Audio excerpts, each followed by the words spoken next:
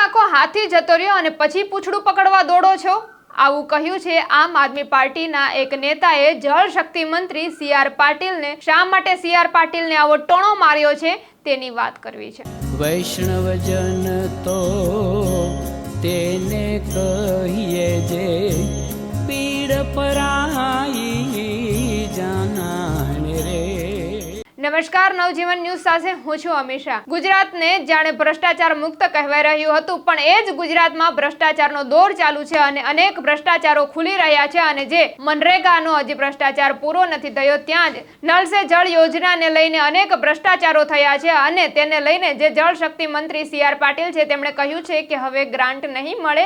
અને આ ગ્રાન્ટ ન મળવાની વાત કરતા જ જે આમ આદમી પાર્ટીના નેતા છે પ્રવીણ રામ, તેમણે સી.આર. પાટીલને કહ્યું છે કે જાણે ગ્રાન્ટ થી હવે બધાના ખિસ્સા ભરાઈ ગયા છે, બધા નેતાઓના પેટ ભરાઈ ગયા છે અને ભારતીય જનતા પાર્ટીનું જાણે સુપડું ભરાઈ ગયું હોય. અને એટલે જ હવે ના પાડી રહ્યા છે કે નળ સે જળ યોજનાની ગ્રાન્ટ નહીં મળે. શું નળ સે જળ યોજનામાં નળ તો પહોંચી ગયા, પણ જળ મળે તે પહેલા જ હવે ગ્રાન્ટ બંધ થઈ જશે? શા માટે સી.આર. પાટીલનો આવો નિર્ણય છે એ તો ખબર નથી, પણ જે આમ આદમી પાર્ટીના નેતા છે પ્રવીણ રામ, તેમણે કહ્યું છે કે સી.આર. પાટીલના ખિસ્સા ભરાઈ ગયા છે, ભ્રષ્ટાચારના લઈને હવે ગ્રાન્ટોને લઈને ખિસ્સા ભરાયા છે અને હવે નળ સે જળ યોજનાની આ ગ્રાન્ટને બંધ કરી દેવામાં આવી છે. પણ અમે સીબીઆઈ અને ઈડીને તપાસ સોંપવાની માંગ કરી રહ્યા છે. અને આ લઈને શું કહી રહ્યા છે પ્રવીણ રામ, તમે તેમને પણ સાંભળી લો.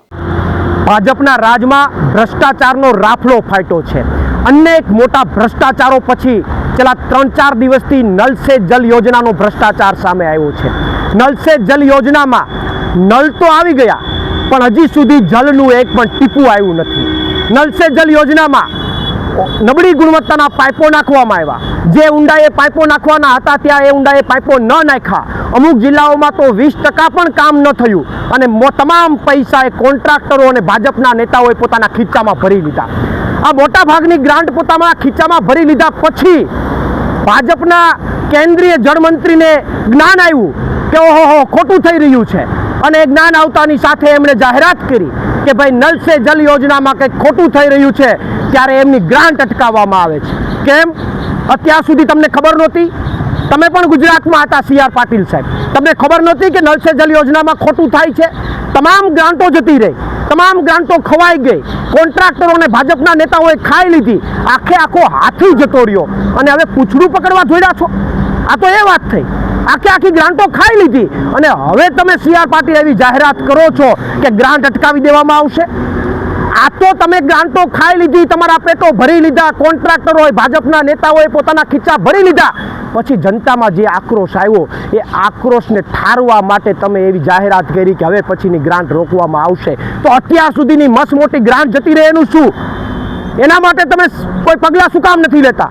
ત્યારે મારી સી.આર. પાટીલને ચેલેન્જ છે કે માત્ર સુફિયાની વાતો નહીં, માત્ર લોકોને સારું લગાડવાની વાતો નહીં, તમારી નીતિમત્તા અને તમારું વિઝન હોય તો નળ સે જલ યોજનામાં અત્યાર સુધી જેટલું ખોટું થયું છે, જેટલો ભ્રષ્ટાચાર થયો છે, એમાં ઈડી અને સીબીઆઈની તપાસ બેસાડો અને જેટલા પણ એમાં ગુનેગાર છે એ કોન્ટ્રાક્ટર અને કોઈ પણ પક્ષનો નેતા હોય એ તમામને જેલ હવાલે કરો.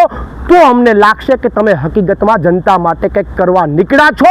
બાકી માત્ર ને માત્ર વાહિયાતી વાતો કરવાથી, આ રીતે સારી વાતો કરવાથી જનતા ભરમાવાની નથી. કારણ કે ખીચા ભરીને છેલ્લે તમે જાહેરાત કરી દો કે હવે ગ્રાન્ટ બંધ, તો અત્યાર સુધીની ગ્રાન્ટ ઠાલવી દીધી એનું શું? અત્યાર સુધી તમને ખબર જ નહોતી?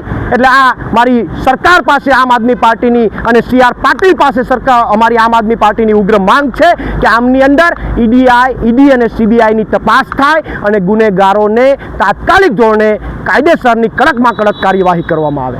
પ્રવીણ રામ, પ્રદેશ ફ્રન્ટલ અધ્યક્ષ, આમ આદમી પાર્ટી. તો આ હતા આમ આદમી પાર્ટીના નેતા પ્રવીણ રામ. તમે તેમને પણ સાંભળ્યા અને તેમણે કહ્યું છે કે નળ સે જળ યોજના છે તેમની તપાસ છે જે સીબીઆઈ અને ઈડીને કરવામાં આવે. આ સીબીઆઈ અને ઈડીને તપાસ સોંપવામાં આવે અને ત્યારબાદ જ નવા ખુલાસા સામે આવશે કે તેમાં કેટલો ભ્રષ્ટાચાર થયો છે અને આ ભ્રષ્ટાચાર ખુલ્લો પડે તેવી તેમની માંગ છે. ત્યારે આપનું આ અંગે શું કહેવું છે? કમેન્ટમાં આપના પ્રતિભાવો ચોક્કસથી જણાવજો. આવા ને આવા નવા સમાચાર મેળવવા માટે નવજીવન ન્યૂઝ જોતા રહો. લાઈક, શેર, સબસ્ક્રાઇબ કરવાનું ભૂલતા નહીં.